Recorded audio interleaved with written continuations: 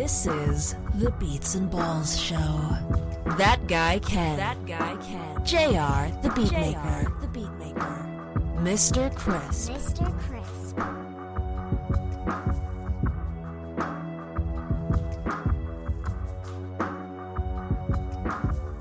Ballers assemble.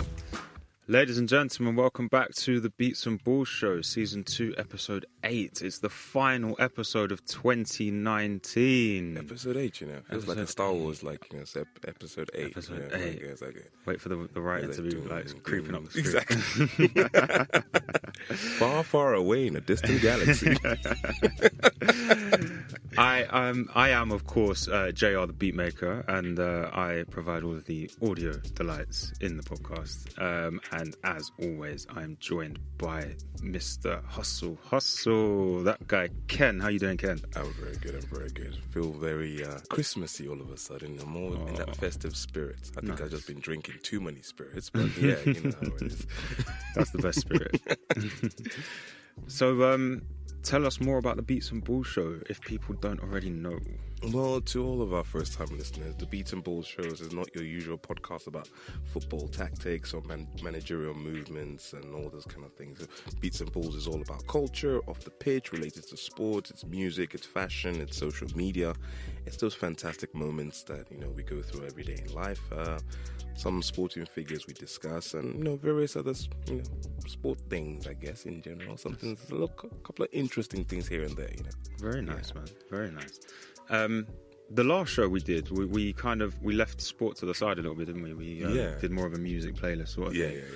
Yeah. I just wanted to give a quick shout out to a guy called Expat Guna, actually, who reached out to me on Twitter. He listens to the show out in the USA. Yeah? Yeah, man. Yeah, and yeah, man, and he likes what we're doing, and he gave some feedback, and he said what he would have put in his playlist. Yeah. And he went old school, man. Really? Like, not old, like, if we're talking like hip hop, because you know we posted that little clip of JJB. Yeah. And he was talking about his like ultimate hip hop track. Yeah.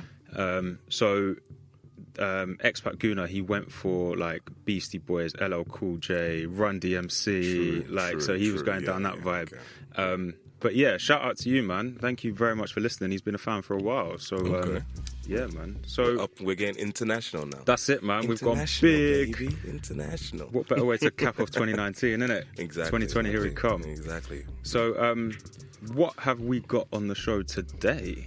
Ooh, yeah. Main topic today, we're gonna be talking about obviously it's gotta be Anthony Joshua's fight, the rematch, you know, round 2, the second part, you know, the 12-round beast in the desert. You know? So what was it? Clash in the Dunes. Clash in the Dunes. I think that's what they call it. Yeah, Clash in man. the Dunes. They're just trying to like rebrand Rumble in the Jungle and all that sort of stuff. Yeah. But it was a good fight.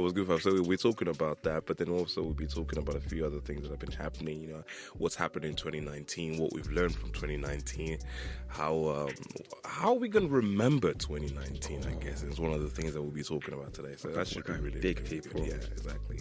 Going deep, getting very intense and emotional.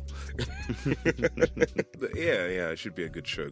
What do you think, Mr. Chris? Boy, what's on your mind? You've always got something interesting in your mind, so I can see that smile on your face. Waiting to say something. On the spot. This is like when your partner asks you, what are you thinking about? Oh, yeah, you know them ones. Don't go there. So silly. You don't want to know what's on my mind. How much time do we have? I'm just looking forward to 2020. Yeah. And then looking back at 2019 and the ups and downs and the tribulations that has been 2019. But all good. It's good. But you know, 2020, obviously that means clarity of vision, man. That's right. So 2020 is going to be a big year. Exactly. The clouds are going to clear. Success is on its way. That's what everyone keeps saying, and I just have this feeling that everybody's gone through something this year to get all of the icky, mucky, you know, nonsense out of the way, and now it's all clear sailing for 2020. The vision's going to be crystal. The foundations have been laid. Yes. Now we can go. Yes. So 2019 was the murky year. Yeah, man. The murky year. Murky. Hashtag murky. That was very nice, man. That was smooth. That's what goes on inside my head. Oh, man. So, as always, we're going to be running through the socials before, as Ken said, our main topic will be the Athony Joshua Ruiz Part 2, as well as all of the ongoings of 2019. And we'll be capping the show off with our regular segment, Baller of the Week, which I think, are we still tied on? Yeah. I think we're still tied. Yeah, exactly. It would be a nice year. We'll end the year with a winner, I think. We should man. definitely end the year with a winner. I think I've got a good one. So I've got an even better one. Competitive to the very end of the year. That's it, man. That's it. Yeah. So yeah, let's head straight into the socials. Yeah. Ken, do you want to kick us off, or should I go? Yeah. Well, first thing first. Shout out to what I've seen in the socials. Cardi B in Nigeria and now in Ghana. Obviously, you know me. I'm a big music fan. I'm always following, the hottest topics, the latest trends, and everything. So, Cardi B having a good time and literally selling out not selling out like that, sorry, in a good way, in a good way. Yeah, so she rocked up, she did her thing, and Nigerians are loving her, and like my people said she actually was a excellent performer. No antics, no wild stuff apart from what's on Snapchat, but let's just keep that under wraps. If you know, you know. But, you know what? I don't actually know that side of it, and I'm glad I don't know that. So yeah. But yeah. So yeah, Cardi B was excellent performer. She did some shows. Remember the last time we were speaking with JB, and I was saying like Nigeria's popping obviously every December. So yeah, sure. She's kicked off December with a fantastic performance, and it's gonna be good.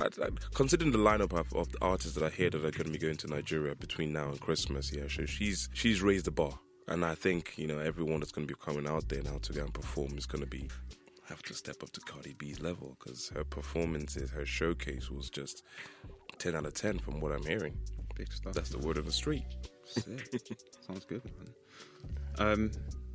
I wanted to talk briefly about a football story that was broken last week, I think it was. Have you heard the story about this fake footballer who's been sued now? So he's had a weird year, man. He's a 25-year-old striker, right? Yeah. And I think it was in January, some point this year, he signed his first professional contract with a side in Moldova.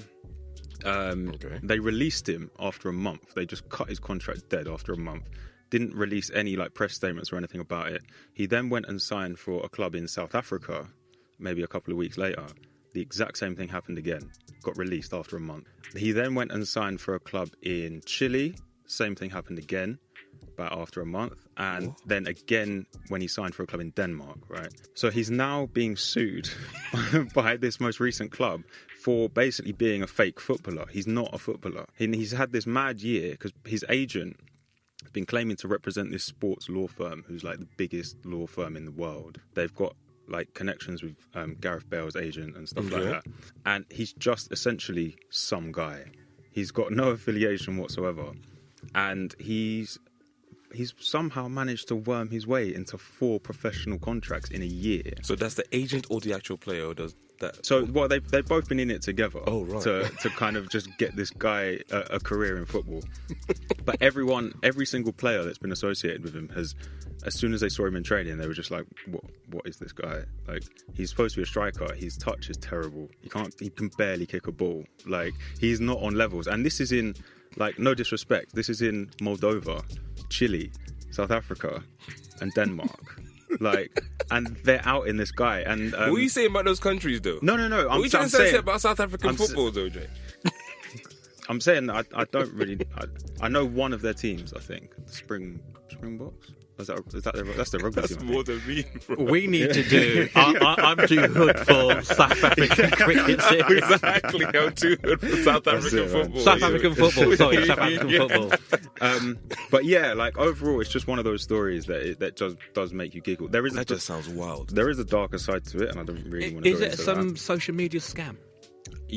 There is, and I wasn't going to mention this, but you've gone there. So basically, on his Instagram stories, he was at this really lower league club in Denmark, but he was posing as a FC Copenhagen player on Instagram. Oh wow! And he was basically using this story to lure women to his hotel to rob them. Now, I know that could be a lot darker than that. But still, he's been arrested now for robbery, abuse, and various threats to people, and he's denied everything.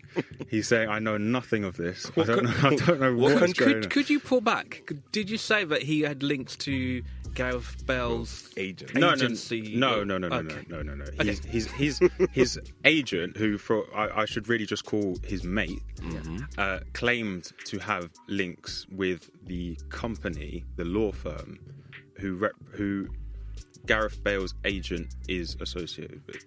So basically, so there is this real life law firm who have agents associated with them, and this guy was pretending to be one of those agents, representing a player who isn't a player. That's basically it, and it's a whole mess of a situation. Wild. And yeah, man. But it sounds like this guy, like aside from all of the robbery and the abuse and the threats and all of that, sounds like he's had a wild year, man. Sounds like he has a fun year. Yeah, exactly. Because I'm just thinking, he's actually been to these countries as well. So they've flown him in, probably signed his contract, probably put him on a private jet. And like the owners at some of the clubs and like the management teams and that, they've said, fair enough. Like, we never saw him play before we signed him. We saw pictures of him.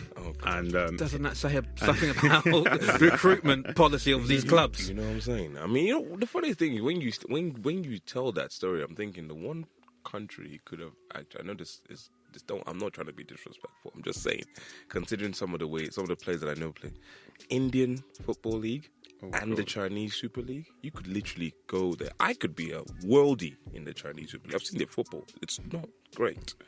I could go and play in China right now and probably be a... You'd earn a decent amount. I would a decent... As a winger, I'll probably just play as right back or something. There's your little hustle. there's your next hustle. That's 2020 sorted. I'm thinking about it. Yeah. True. That's something we could do. That's something definitely I could try to do, that one. Or my brother's actually in the US at the moment. He's trying to... I couldn't actually just... But no luring women back to your hotel room, right? Yeah. Keep it light. Hey, allow him, man. Keep it light. I'm a good guy. I'm that guy, but I'm a good guy. That's right. You're not that guy, Ken. I'm not that guy, Ken. I'm just a good guy, Ken. But yeah. So what else have you seen in the socials? That was my big one. That was your big one. Yeah. Actually, the biggest one that I've seen this week was. Have you heard about Russia? You must have seen it, right? The Russia. Ban. Yeah, man. Russia being banned. Hold on, isn't it like 2 years ago they actually hosted the World Cup? Yeah. Now they've been banned from the World Cup and the Olympics. That's a bit wild. But I mean, there's been controversy around them for years in terms of their sports and stuff. Yeah, they've been. Well, the accusations had been in the past that they were fixing the specimen results. Okay. So that their athletes were pumped full of all sorts of stuff, and they were just getting away with it. I thought they were just all scared of Putin. Sorry. You have to play at A1 level because you're scared of the president. It was one of them ones. So I just assumed it would be like, okay, you would never try to do anything bad. Well, Putin will come for you, knocking your front door. Hello? So that sounds a bit like the Heung-min Son story. When, like, remember he had to go hard for Spurs and for the national team. Yeah, exactly. Otherwise, that he would have had to like face their army or their exactly. Go and play. Whatever. What's it called? Play man. Exactly. You don't win a trophy. You're going to Siberia for the next 5 years. Yeah, we're putting you through it. Going deep with JR and that guy Ken. All right, man. Shall we move on to the main topic of the show? Yeah. We're now going to be discussing Athony Joshua and Andy Ruiz Part 2. Firstly, well, should we go through how it came about? So Part 1 was it was about 6 months ago in July. Was it July or June? I think it was June, wasn't it? June. Yeah, June. Sorry, apologies. Yeah. And he was originally going to be facing Jarrell Miller, I believe. Mm-hmm. And what was it? I think it was 3 weeks before the fight. It was revealed that Jarrell Miller had failed 3 drugs tests. Yeah, which obviously put his that fight into jeopardy. That was never going to happen. I think Anthony Joshua's life would have been in jeopardy at the time of drugs which Miller but did you see for. When they were face to face on the stage, that push, and Joshua got sent a mile backwards, and I was like straight away, no, there's something not right here, because Joshua's a big man. Yeah. But yeah, so yeah, that fight was called off, and so with 3 weeks